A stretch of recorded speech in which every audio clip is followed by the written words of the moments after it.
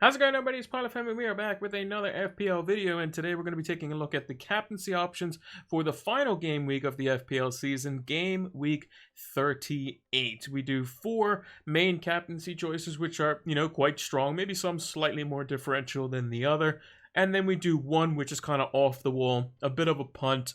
Last game week of the season definitely can go for one, and there could be quite a good one if he were to start. You may know who I'm talking about. He may or may not play for Manchester City, and he may or may not be quite good on his day, but that's assuming if he's fit. If you haven't done so already, make sure to leave a like on the video, subscribe to the channel if you are new, and turn the notification bells on so that you can get the content as soon as it's readily available. Drop us a follow over on Twitter so that you can keep up to date with all the FPL news that we post over there. And give us a follow over on Twitch so that you can follow us for the streams for our preview and deadline streams. We'll be doing a preview stream tomorrow, 7 p.m. EST. And we'll be doing a deadline stream 1.5 hours before the FPL deadline. I believe that's at 8 a.m. EST, which is midday UK time, because all the kickoffs are 4 p.m. UK time. So there'll be a pinned comment down below to let you know when the next streams are. So make sure to come check us out live for that. Will be an extra half an hour this time, 1.5 hours for that stream. So without further ado, let's get into the captaincy choices.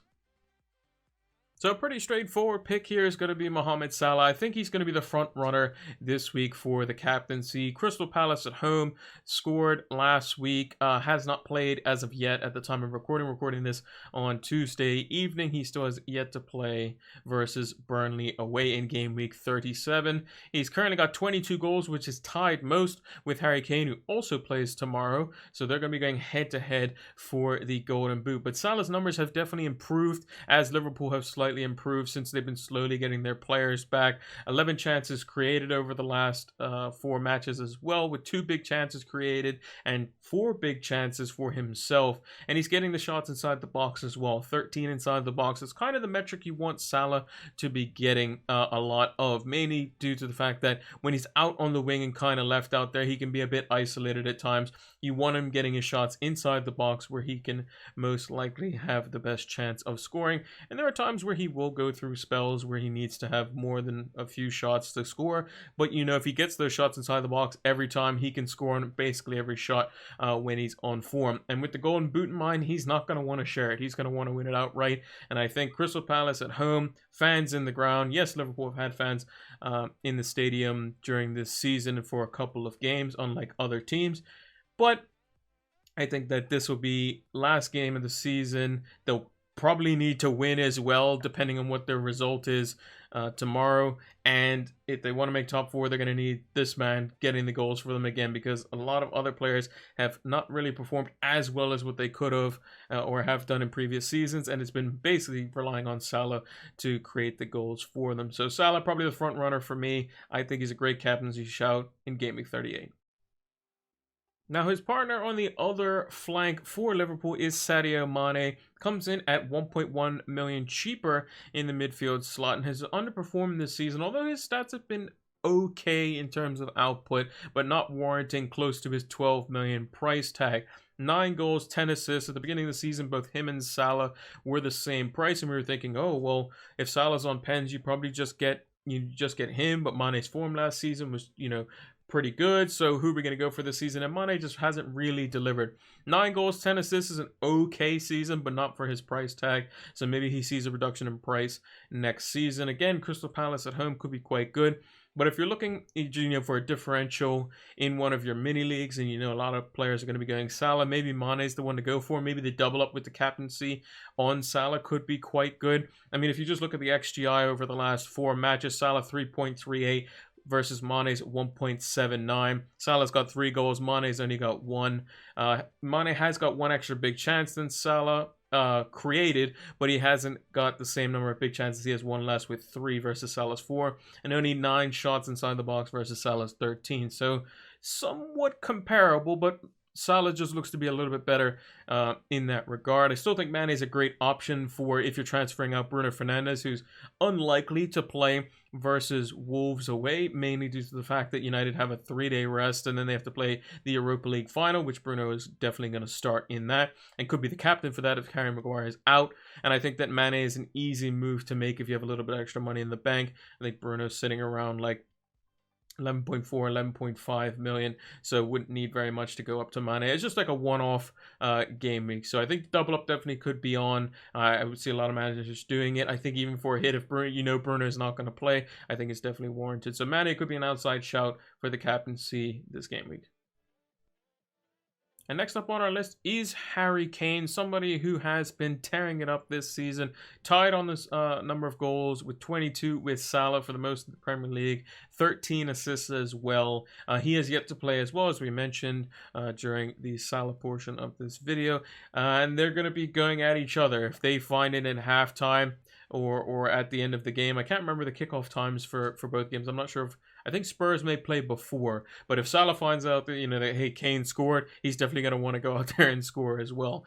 Spurs having a very difficult fixture. Leicester away. Leicester are going to be wanting to win, and they're going to be wanting to win by a number of goals, which could put Spurs under pressure, but it may allow for the likes of Son and Kane to hit them on the break. Again, Kane's not the type to want to, share the golden boot. I think he's going to want to win it outright. He kind of prides himself on that. And if it is the last time that he were to play in a Spurs shirt in Game Week 38, he could be, kind of trying to at least secure the Europa League place with the win. Also kind of playing a little bit of spoiler for Leicester as well.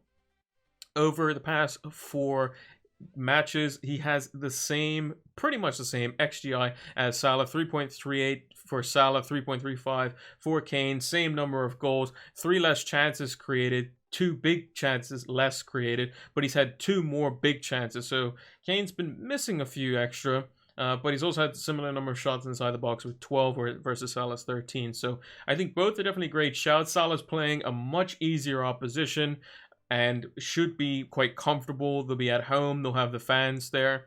And Kane would have had the fans last in this game week, or being last week if we're talking about Game Week 38. And they're playing a very good team that are also fighting for something. So it could be quite interesting and pretty back and forth, which may benefit the likes of Son and Kane on the break. We've seen them devastate Southampton earlier on in the season when games get quite open, although that was under different management. But Kane is still that quality of a forward, whereas he can hurt you if given the opportunity to do so. So I think Kane could definitely be good for the armband. Probably not as good as Salah, I wouldn't think, and probably maybe not even as good as Mane potentially, but I think somebody going for the golden boot can never be underestimated. I think the opposition could be tough, but I think Kane could be up for the task, and I think that's why he could be one of the main front runners for the captaincy this game week.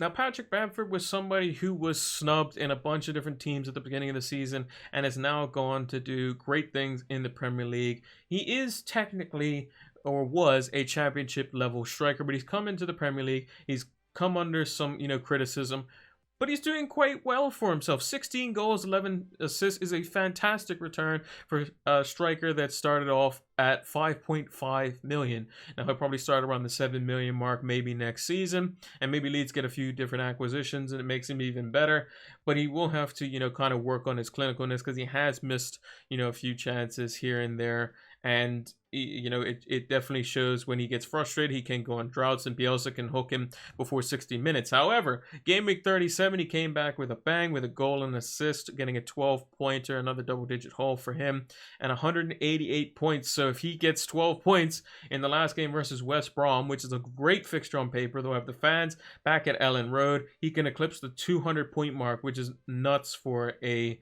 forward that started at 5.5 million coming from the championship. We knew Leeds were going to be good. We knew Bamford was a decent player, but in terms of FPL, there's not much better value in players than the likes of Patrick Bamford this season. Again, West Brom at home, Rafinha's back. They should be quite comfortable. Harrison on the other wing as well. Dallas has been excellent in the center of the park. Alioski's been playing well.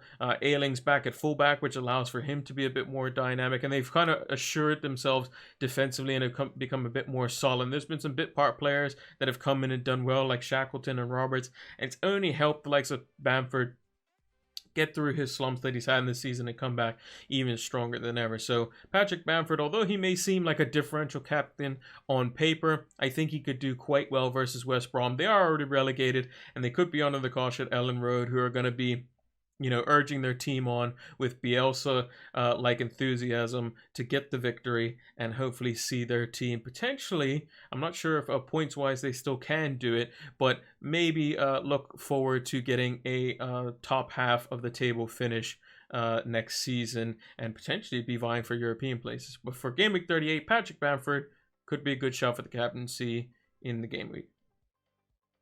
And last but not least, our differential captaincy option is, of course, Sergio Aguero. Will be his last game in a Manchester City shirt, probably for good, unless he comes back for one season randomly. But I don't see that potentially happening. He's been a great servant to City over the, I think it's 10-year period. He's been absolutely top drawer, world class. He's only got 2 goals, 1 assist this season with a measly 28 points.